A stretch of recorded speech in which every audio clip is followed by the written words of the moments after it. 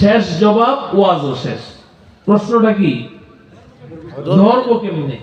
ধরার পদ্ধতি আছে না রে ভাই? সব জিনিস কি একভাবে ধরে? হ্যাঁ, সব জিনিস ধরার নিয়ম কি একরকম না?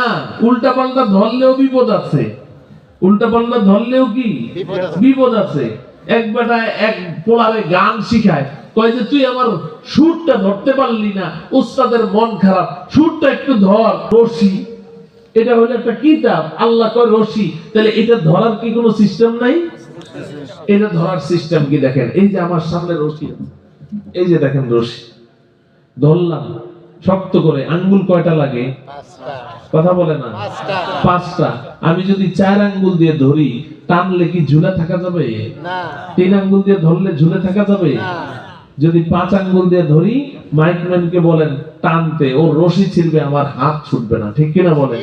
তাহলে আল্লাহর রশি শক্ত করে ধরতেও আঙ্গুল লাগবে 5টা। সুবহানাল্লাহ বলেন। কয়টা আঙ্গুল লাগবে? 5টা। আমি আজকে এই 5টা আঙ্গুলের কোন একটা আঙ্গুল ভাঙা থাকে, তাইলে বুঝবেন যে আপনি 3 আঙ্গুল বা 4 আঙ্গুল দিয়ে ধরে আছেন, ঝুলে থাকতে পারবেন না। আল্লাহর রশি ধরার জন্য যে 5টা আঙ্গুল লাগবে, আগে আমার সাথে আঙ্গুলের নামগুলো মুখস্থ করবেন।